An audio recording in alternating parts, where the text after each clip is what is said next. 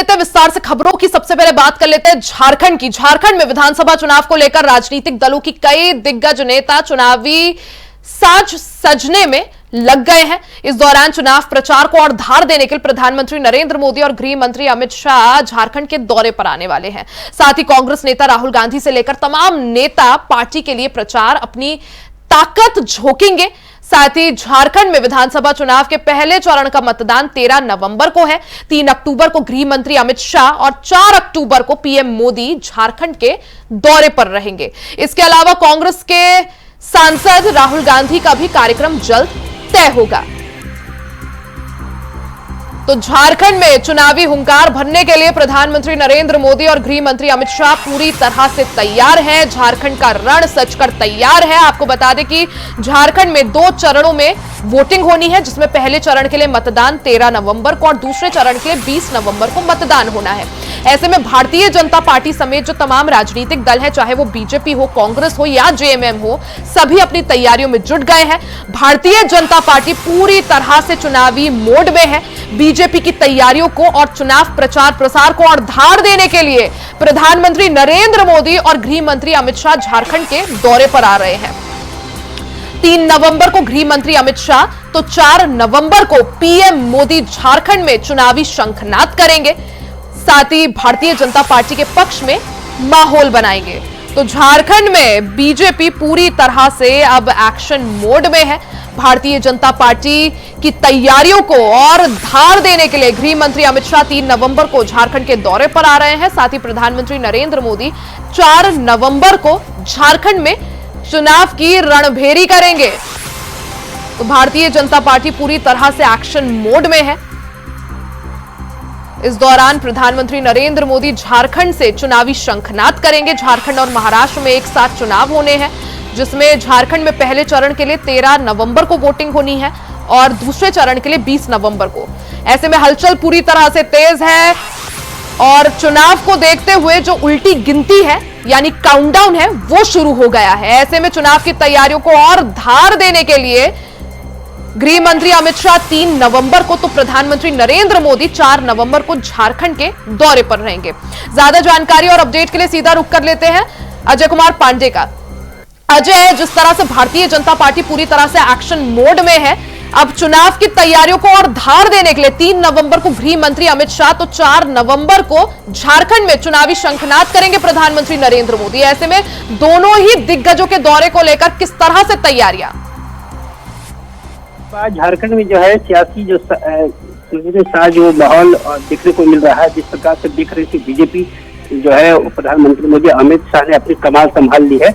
और वैसे में आज जो है अमित शाह का झारखंड आगमन है और अब इसके बाद जो है कल वो चुनावी का जो मैनिफेस्टो झारखंड के लिए मैनिफेस्टो का भी आज वो लॉन्चिंग करेंगे। जिस प्रकार से कल लॉन्चिंग के बाद जो है वो अमित शाह जो है राज्य के 3 विधानसभा में वो अपनी जनसभा को संबोधित करेंगे, जिसमें बरकट्टा है, सिमरिया है और इसके अलावा जो चाईबासा का कुछ एरिया है। इसके अलावा आप देख सकते हैं उसके दूसरे दिन फिर पीएम मोदी जो है वो झारखंड के आगमन में रहेंगे, जिसमें चाईबासा और गढ़वा में जनसभा को संबोधित करेंगे। तो निश्चित रूप से बीजेपी जिस प्रकार से देख रहे हैं कि इस चुनाव के माहौल में सबसे एक्टिव मोड में है और चारों तरफ से अपने विपक्षों को घेराबंदी करने के लिए पूरी रणनीति के साथ वो तय कर रही है। जी बिल्कुल अजय, जिस तरह से आपने बताया कि अब की बार विपक्षी अपने जो विरोधी हैं उनकी घेराबंदी के लिए भारतीय जनता पार्टी पूरी तरह से तैयार दिख रही है। गृह मंत्री अमित शाह के आगमन की अगर बात करें, कहां उनका कार्यक्रम होने वाला है, और जैसा आपने कहा कि मैनिफेस्टो बीजेपी अपना जारी करेगी और मैनिफेस्टो किसी भी पार्टी के लिए चुनाव जीतने में काफी महत्वपूर्ण होता है। ऐसे में बीजेपी के संकल्प पत्र में अब की बार क्या कुछ अहम देखने को या क्या कुछ नया देखने को मिल सकता है? देखिए चुनाव के घोषणा के पहले जिस प्रकार से बीजेपी ने 5 प्रण लिए थे, उन्होंने 5 प्रण के अलावा कई ऐसी योजनाएं होगी जो झारखंड के लिए एक मील की पत्थर के साबित हो सकता है। जिस प्रकार से आपने कहा रोजगार को लेकर के भी उन्होंने कहा कि सरकार बनते ही हम जो 5 लाख नौकरी देने का जो वादा किया है वो उस मैनिफेस्टो में शामिल होगा। जिस प्रकार जो तमाम जो 2 दिन योजना कर दी है वो भी इस मैनिफेस्टो में जिक्र होगा। प्रकार से कई ऐसी योजनाएं हैं, तो ये पूरी प्लान चार्ट प्लान तैयार है और ऐसे में उस घोषणा के आधार पर, उस मैनिफेस्टो के आधार पर चुनावी वादा प्रक्रिया, क्योंकि बीजेपी लगातार की तो जो हम कहते हैं वो करते हैं जिस प्रकार से अपने, और साफ नीति स्लोगन इस चुनाव में है कि झारखंड को हमने बनाया और हम ही संवारेंगे। तो निश्चित रूप से मुझे लगता है कि कल जो मैनिफेस्टो होगा झारखंड के लिए एक महत्वपूर्ण दिन भी होगा। और यानी बीजेपी का संकल्प पत्र में क्या कुछ अहम बातें होती हैं वो देखना काफी खास होगा। लेकिन अजय, जिस तरह से 4 नवंबर को चुनावी शंखनाद प्रधानमंत्री नरेंद्र मोदी द्वारा होने वाला है, ऐसे में अगर पीएम मोदी के दौरे की बात करें, क्या लगता है चुनाव से पहले पीएम मोदी का पहुंचना, और ज्यादातर राज्यों में ऐसा देखने के लिए मिलता है कि बीजेपी हमेशा पीएम मोदी के चेहरे को आगे रखकर चुनाव लड़ती है। अब की बार अगर बात करें, क्या लगता है अजय कि झारखंड में मोदी फैक्टर कितना काम कर सकता है? निश्चित रूप से देखिए, प्रधानमंत्री नरेंद्र मोदी की जो यहाँ फैक्टर्स की अगर झारखंड की बात कर ले तो निश्चित रूप से बहुत बड़ा फैक्टर है, और उन्हीं के आधार पर वो झारखंड की चुनाव या लोकसभा की चुनाव की बात कर ले हम, या फिर विधानसभा चुनाव की बात करें, उन दोनों विधानसभा चुनाव में सबसे बड़ा फैक्टर है। निश्चित रूप से उनकी जो भीड़ जो देखी जाती है, जहाँ जो उनकी जनसभाएं होती है, उस जनसभाओं में उनकी जो भीड़ को देखी जाती है, लोग देखने के लिए और उनकी जनसभा को संबोधित जो करते हैं उनको सुनने के लिए निश्चित रूप से लोगों को आकर्षित करता है। तो निश्चित मुझे लगता है कि झारखंड विधानसभा में जिस प्रकार से पीएम मोदी और अमित शाह ने अपनी झारखंड चुनाव की कमान अपने हाथों में ली है, तो निश्चित रूप से झारखंड में एक बड़ा परिवर्तन आने वाला समय में देखा जा सकता है। जिस प्रकार से आप देख सकते हैं कि कल जो है अमित शाह जो है राज्य की 3 विधानसभा में, जिसमें घाटशिला, सिमरिया और सरकल्सा, इन 3 विधानसभा चुनाव में चुनाव संबोधित करेंगे। तो निश्चित रूप से ये इस प्रकार से जो ऐसे जगहों में जिस प्रकार से बीजेपी जो अपनी फतह कभी नहीं कर पाई थी, वैसी जगहों में इस बार जो उम्मीद जताई जा रही है कि तमाम बीजेपी के तमाम नेता हैं, तमाम जो शासित बीजेपी शासित जो प्रदेश के मुख्यमंत्री हैं, वो भी इस तरह कुछ करेंगे। फिर आने वाला समय मुझे लगता है कि 20 लेकिन अजय, यहाँ पर एक सवाल ये भी कि 2019 के दौरान जो है मोदी लहर होने के बावजूद झारखंड विधानसभा चुनाव में बीजेपी को जो है करारी हार का सामना करना पड़ा था। इतना ज्यादा कि जो सिटिंग मुख्यमंत्री थे, जो सिटिंग चीफ मिनिस्टर थे रघुवर दास, वो अपनी सीट से हार गए। काफी करारी हार बीजेपी को उस वक्त झेलनी पड़ी थी मोदी लहर होने के बावजूद। अब की बार अगर परिस्थितियों की बात करें, क्या कुछ समीकरण बनते हुए आप देख पा रहे हैं, और अब की बार झारखंड की फिजा, झारखंड की जनता किस तरफ आपको दिख रही है? देखिए, इस बार 2024 के मुताबिक जो है निशान, इस बार वैसे 2024 का रन में ऐसा नहीं दिख रहा है। लेकिन इस पिछले बार चुनाव की बात कर लेंगे तो निश्चित रूप से एक एंटी कंडोलेंसी था जो जिस प्रकार से आपने देखा होगा, और रणनीति की बात करें तो रणनीति भी उसके हिसाब से नहीं। लेकिन इस बार 2024 के रन में इनके जो सबसे बड़े सहयोगी दल जो है आईएसयू है, वो उनके साथ अगले बात बनते हुए टूट पड़े थे। जदयू जो है अभी इनके 2024 के रन में साथ में सहयोगी के रूप में निभा रहे हैं, वो भी इस चुनाव में वो नहीं थे। तो निश्चित रूप से 2019 की जो मतलब परिणाम फल रहा, जो 19 की जो गलतियां हुई वो 2024 में नहीं दिख रही है। तो निश्चित रूप से ये इसकी तैयारी मतलब समझिए कि 6 महीने से अधिक तैयारी चल रही है, और एक तो चीजों पर बात बारीकी से की जा रही है, और इन तमाम गठबंधनों को सहमत लेते हुए भी उनकी सहमति बनाते हुए आगे लेकर चल रही है। जिस प्रकार से आपने देखा होगा कि जब बीजेपी ने अपनी सीटों का ऐलान किया तो वैसे में जो उनके सहयोगी दल थे उनकी नाराजगी सामने उभर के आई थी, और समय के रहते हुए उन्होंने सब मनाने की कोशिश की, और निश्चित रूप से वो मना भी लिया है। तो अब वही स्थिति नहीं है जिस प्रकार से इंडिया गठबंधन में देखी जा रही है। देखिए, इंडिया गठबंधन की अगर हम बात करें तो कल देखिए कांग्रेस के बड़े नेता वेणुगोपाल यहाँ मौजूद रहे, और वैसे में अपनी जो बड़ी शीर्ष अधिकारियों के साथ बैठक करे, तो बैठक में वो हंगामा के बीच में वो वापस चले गए मीटिंग छोड़कर। तो निश्चित रूप से इस बार यानी हलचल जो है अजय वो पूरी तरह से तेज है, क्योंकि अब चुनाव का जो असल काउंटडाउन है वो शुरू हो चुका है, चुनाव की घड़ी नजदीक आने वाली है। और ऐसे में पीएम मोदी और गृह मंत्री अमित शाह का झारखंड दौरा किस तरह से बीजेपी के पक्ष में माहौल बना पाता है और कितना, वो देखना बेहद अहम होगा। अजय, बहुत बहुत शुक्रिया जानकारी के लिए। यहां रुकेंगे एक छोटे से ब्रेक ले, जल्द वापस लौटेंगे, कहीं जाइएगा नहीं। ब्रेक के बाद एक बार फिर से आप सभी का स्वागत है। खबरों में आगे बढ़ते हैं, बात अब यूपी की कर लेते हैं, जहां नसीम सोलंकी ने दिवाली की रात मंदिर में पूजा की थी।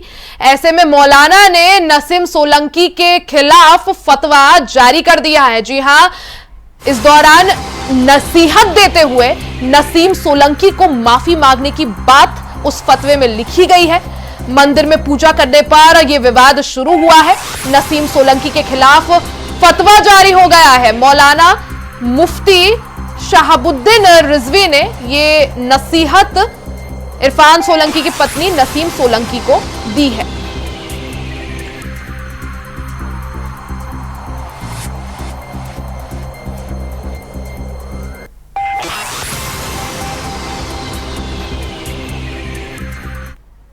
मुझसे एक साहब ने यह सवाल पूछा कि एक महिला है और उसने जाकर के एक मंदिर में पूजा पाठ की है, जल चढ़ाया है, पूजा अर्चना की है, तो इसके बारे में शरीयत क्या कहती है, क्या फतवा कहता है इस सिलसिले में। तो शरीयत इस्लामिया का नजरिया है ला इलाहा इल्लल्लाह मुहम्मदुर रसूलुल्लाह, नहीं है कोई माबूद सिवाय अल्लाह तबारक व तआला के, यानी पूजने के लायक सिर्फ खुदा है, और मोहम्मद रसूलुल्लाह सल्लल्लाहु अलैहि वसल्लम अल्लाह के आखिरी नबी और रसूल हैं। इस्लाम में मूर्ति पूजा हराम है। कोई भी शख्स महिला हो या पुरुष, अगर वो अपनी मर्जी से राजी खुशी से वो पूजा अर्चना करती है, जल अभिषेक करती है, जल चढ़ाती है, तो उस पर जो है वो जानबूझ के अगर करती है तो उस पर सख्त हुक्म है, और अगर वो अनजाने में करती है, उसको जानकारी नहीं है और किसी के जबर और दबाव में करती है, तो उस पर सिर्फ तौबा का हुक्म है। तो जिस महिला ने भी अगर अनजाने में किया है तो वो शरीयत की नजर में वो मुजरिम है और वो शरीयत की गिरफ्त में है। उसको तौबा करना चाहिए और अपने अमल से आइंदा भविष्य में मुस्तकबिल में कोई भी ऐसा अमल न करे जिससे उसका ईमान, उसका इस्लाम खतरे में पहुंचे। वहीं आज पूरे देश भर में गोवर्धन पूजा का पर्व मनाया जा रहा है। आज गोवर्धन के मौके पर मथुरा में भक्तों का सैलाब उमड़ा है। देश विदेश से लाखों श्रद्धालु गोवर्धन पर्वत की परिक्रमा कर रहे हैं। 21 किलोमीटर की परिक्रमा के बीच ही गोवर्धन पूजा चल रही है। धर्म की नगरी मथुरा में आज के दिन गोवर्धन का उत्साह देखने को मिल रहा है। अन्नकूट का प्रसाद तैयार किया जा रहा है, तरह तरह के भोग तैयार किए जा रहे हैं और गिरिराज जी के दर्शन के लिए बहुत भारी भीड़ मथुरा में पहुंची हुई है। तो तस्वीरें आप मथुरा से देख सकते हैं किस तरह से गोवर्धन पूजा के मौके पर भारी भीड़ श्रद्धालुओं की देखने को मिल रही है। लोग जो है 21 किलोमीटर की परिक्रमा कर रहे हैं। ज्यादा जानकारी के लिए सीधा रुख कर लेते हैं संवाददाता मोहम्मद फारूक का। फारूक, क्योंकि आज गोवर्धन पूजा का मौका भी है, ऐसे में श्रद्धालुओं का किस तरह से जोश, किस तरह से उत्साह, और आप क्योंकि मौके पर मौजूद हैं, तस्वीरें भी दिखाइए दर्शकों को, किस तरह से जोश और उत्साह आज गोवर्धन पूजा के मौके पर। जी बिल्कुल रिया, मथुरा में श्री द्वारकाधीश पर हम खड़े हुए हैं। ये मंदिर है, यहाँ गोबर से बनाए गिरिराज महाराज का आज यहाँ पूजन हुआ है और अन्नकूट का पूजन हुआ है। मंत्रोच्चारण के साथ में यहाँ पर पूजन किया गया है। अन्नकूट भी यहाँ पर बनाए गए हैं, उनका भी पूजन हुआ है। और यह आपको बता दें कि यहाँ कुश्ती मार्ग संप्रदाय के ठाकुर द्वारकाधीश मंदिर है। यहाँ अगर कोई श्री कृष्ण जन्मभूमि या ठाकुर बांके बिहारी जी, अगर कोई भी श्रद्धालु आते हैं, वो सभी लोग यहाँ राजा धीराज श्री ठाकुर बांके द्वारकाधीश जी के मंदिर पर जरूर दर्शन करने आते हैं। मेरे पीछे तमाम लोग बाहर के आए हुए हैं, वो खड़े हैं। मैं बात करता हूँ, कहाँ से आए हैं आप बताइए? एमपी पन्ना जिला। एमपी पन्ना जिला एमपी से आए हैं आप लोग। हाँ, तो आपको दर्शन मिल गए? कहाँ मिले? नहीं मिले, अभी दर्शन नहीं मिले हैं। तो आप जो है गोवर्धन जाएंगे, आज गोवर्धन पूजा का पर्व मनाया जा रहा है। वहाँ हो आए हैं हम लोग। हाँ, हो आए। हाँ, हमको यहीं दर्शन करके घर जाना। हम 5-6 दिन के निकले हुए। अच्छा, यानी दीपावली आपने यहीं मनाई है? यहीं मनाई जी। तो आप लोग सब यहाँ दर्शन के लिए आए हैं? सब मध्य प्रदेश के आप लोग? देखिए यहाँ पर कितनी भीड़ है और मैं आपको दिखाना चाहूंगा कि इतनी जबरदस्त भीड़ है यहाँ पर रिया। कि यहाँ जो है लोगों का तांता लगा हुआ है, क्योंकि 11 बजे कपाट बंद हो जाते हैं मंदिर के। अब शाम को 4 बजे मंदिर के कपाट खुलेंगे और ये यहाँ पर जो है फिर से दर्शन शुरू होंगे। आप लोग कहाँ से आए हैं बताइए? यूपी से ही हो। यूपी से। अच्छा, यूपी कौन से जिले से आए हैं आप? मैनपुरी। अच्छा, मैनपुरी से आए हैं। हाँ जी। तो आपको दर्शन मिले हैं यहाँ? दर्शन अभी नहीं है। अच्छा, तो आप लोग लेट हो गए। ये बताइए, आप गोवर्धन में आपने परिक्रमा करी है? आज गोवर्धन पूजा है। आज नहीं किया। जाएंगे वहाँ, जाएंगे अभी निकलेंगे हम वहाँ के लिए। हाँ, तो हम एक्चुअली यहाँ आए थे, सबसे पहले यहाँ से निकलते हुए फिर गोवर्धन जाएंगे, तो बट हम लेट हो गए, तो इस वजह से बट ये गुजारिश करेंगे कि यहाँ मथुरा समिति से कि मंदिर को पूरे 24 घंटे खोलने की अनुमति दी जाए। हाँ, बिल्कुल बिल्कुल आपका सही कहना है कि श्रद्धालु आते हैं और मंदिर के कपाट अभी बंद कर दिए गए हैं भैया, और भक्तगण जो है वो गुजारिश कर रहे हैं, निवेदन कर रहे हैं, अपील कर रहे हैं कि मंदिर जो है 24 घंटे इस मौके पर खुले। लेकिन कुछ अपने नियम हैं, तो नियम के अनुसार जिस तरीके से 4 बजे मंदिर के कपाट खुलते हैं और 4 बजे जो है पूजा अर्चना होती है, तभी उसी मौके पर दर्शन होते हैं। हालांकि मंदिर के दर्शन 11 बजे तक हुए हैं लगातार जो है, तो उसको लेकर जो है तमाम श्रद्धालु बिल्कुल कई बार श्रद्धालु लेट हो जाते हैं, इस वजह से जैसा आपने कहा कि 11 बजे तक सुबह दर्शन होते हैं, उसके बाद कपाट मंदिर के बंद हो जाते हैं। कई बार दूर दूर से श्रद्धालु पहुंचते हैं और निराशा देखने को मिलती है। ऐसे में ये भी जानिए, क्योंकि आपके आसपास अभी भी श्रद्धालु मौजूद है, उनसे जानिए कि क्योंकि गोवर्धन पूजा है, आज किस तरह से अनुष्ठान कर रहे हैं, किस तरह से पूजा अर्चना का क्या कुछ कार्यक्रम। हालांकि मंदिर के कपाट बंद हो चुके हैं, लेकिन अब क्योंकि इनकी मौजूदगी है, अब आगे किस और मंदिर में जाने की जो है तैयारी, या जो 21 किलोमीटर की परिक्रमा की बात एक सामने आती है, उसकी कई तरह से खास मान्यता होती है, तो उसको लेकर क्या कुछ श्रद्धालु के मन में?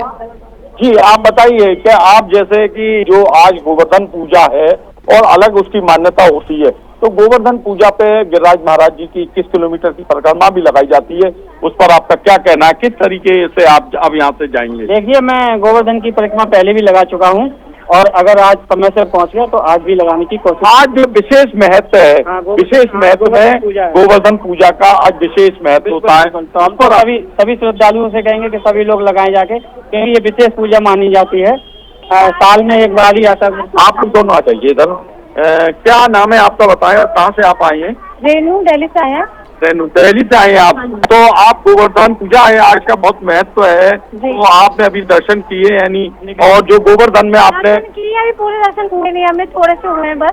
अच्छा, तो जो जिस तरीके से गोवर्धन पूजा की गई है उसमें आप शामिल हुए हैं? नहीं, अभी नहीं हुए हैं। हाँ, तो गोवर्धन का जैसे कि महत्व होता है, गोवर्धन महाराज दान घाटी जाते हैं गोवर्धन, और वहाँ पर 21 किलोमीटर की परिक्रमा लगाते हैं, उस पर आप क्या कहेंगे बताइए? आपने लगाई परिक्रमा? हमने नहीं लगाया, बस ये कोशिश करेंगे कि जब हम हम जाएंगे, हम लोग कैमरे के सामने। अच्छा, तभी आप लोग दर्शन करेंगे? बिल्कुल यही वजह है फारूक कि दूर दूर से जो है, क्योंकि आज गोवर्धन पूजा का मौका भी है, और यही वजह है कि दूर दूर से जो श्रद्धालु हैं देश विदेश से, वो आज मथुरा पहुंच रहे हैं भगवान का आशीर्वाद लेने, और जो 21 किलोमीटर की परिक्रमा है उसके लिए भी तैयारियां हैं। फारूक, बहुत बहुत शुक्रिया आपका जानकारी के लिए। इसी के साथ खबर इंडिया वॉइस में फिलहाल के लिए सिर्फ इतना ही। खबरों का सिलसिला जारी रहेगा, बने रहे हमारे साथ।